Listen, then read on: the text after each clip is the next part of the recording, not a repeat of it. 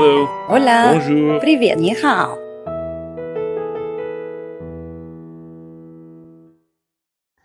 Hello and welcome to Language with Chu. I hope you've watched the previous parts of the series. This one is just to give you a little bit more details about Darwin and the time he was writing at, and also to share with you some of the funny theories of language evolution in case you don't know them. So we'll go through it quickly, but it's just for fun. But let's be serious for a minute, and let me remind you that Darwin wrote first The Origin of the Species, where he started talking about random mutations and evolution, etc., in 1861, and he kind of left a thread dangling, which is what about man? He explained animal species and plants, but he kind of left the human being alone because he didn't have an explanation at the time. And people like Max Muller, started making fun of him for many things, including that. But then, so there comes 10 years later the response from Darwin in 1871 with The Descent of Man, and he explains what I told you on part 1 of the series. But basically for Darwin, evolution of language was parallel to the evolution of mind and of man, and it was thanks to the language that man was able to have more complex thoughts. And it was language and words that made complex thought possible, because language is linear, so it allows us to organize our thoughts, etc. But you could argue that thought is more complex than speech then, because we can think without that linearity. We can dream without that linearity necessarily. Never mind, at that time, that's what they thought. Also, given the context, this was not too strange, but now we know how it is ridiculous. When the Europeans were conquering left and right and meeting with other cultures, they got to interact with their languages too. And for them, they were savage languages, and everything that wasn't like European languages was too primitive. For example, if a language had too complex morphology, that means that their words were much more complex than European ones. That's because they didn't have enough abstract thought. They didn't know how to organize their thoughts in their heads, etc. So they needed more chunks of words, right? Except nowadays we know the complexity of those words, and you realize how ridiculous that is. If they had no morphology, like isolating languages, languages that have, like Chinese, one character per meaning or per word almost, then they were primitive as well. They didn't have the capacity to make beautiful French sentences or something. And then also they thought that they didn't have any abstract terms, that all they knew how to talk about was me love you and me eat bison or whatever. That, of course, was the ignorance of the time, the imperialistic motives of the time. Now we know that that's not correct. But he did say that language was an instinct, tendency to speak. Not an instinct per se, but an instinct to learn anything. Well, okay, that still prevails today, that we have an instinct to learn. Why not? I think culture also plays a role, but obviously we do have an instinct to learn. That's not rocket science, but okay, let's give him credit for that. On the other hand came this Max Muller, and he was making fun of Darwin all the time. He said, there's no way you're going to find the link between an ape, a primate, and a human being. The difference is just too big. I agree. Humans are different because they have an inner faculty for abstraction, which animals don't have, not so much for speech. Speech comes afterwards for Muller. But on the other hand, they were supposedly they were enemies, or Muller really made fun of Darwin.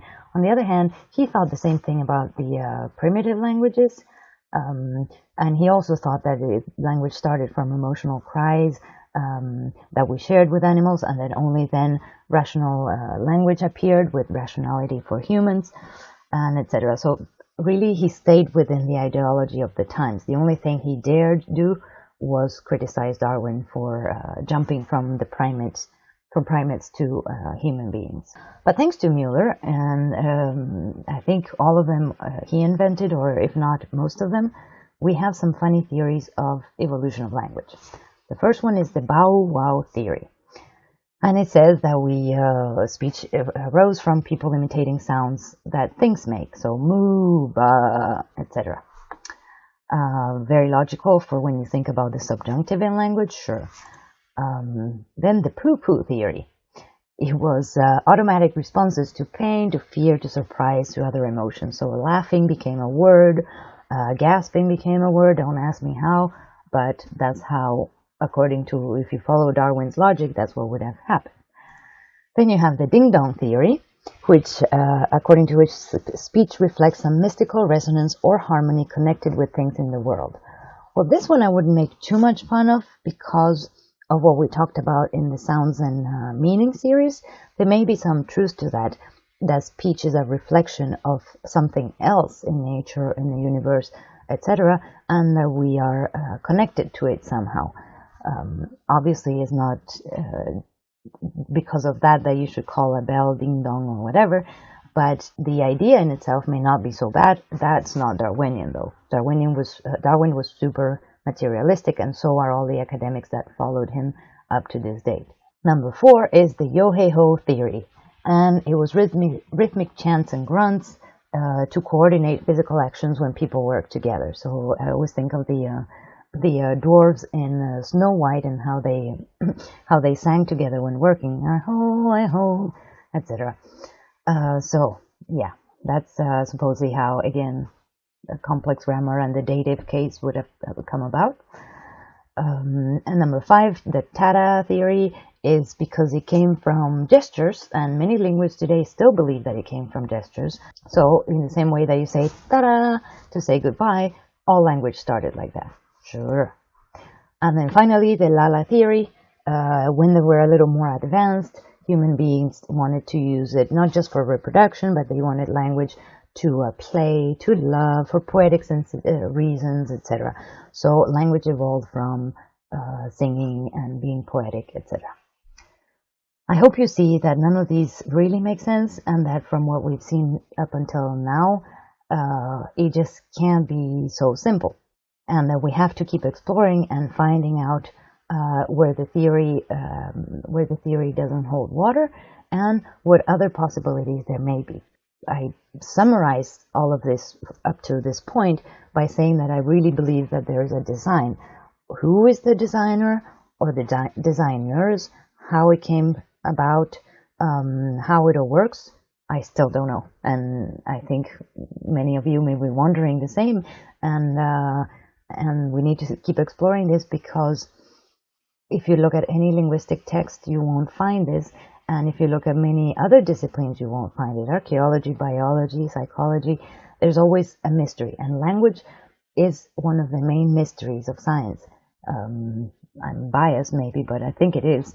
The origin of language and who we are and how we came to be the complex human beings that we are, why we are so different from animals, etc.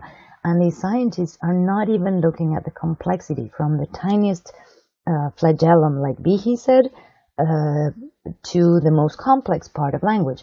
In language, we explored sounds before, and I barely touched on the basic principles, and you see already how complex the sound system is. That to me is almost like the equivalent of the bacterial flagellum.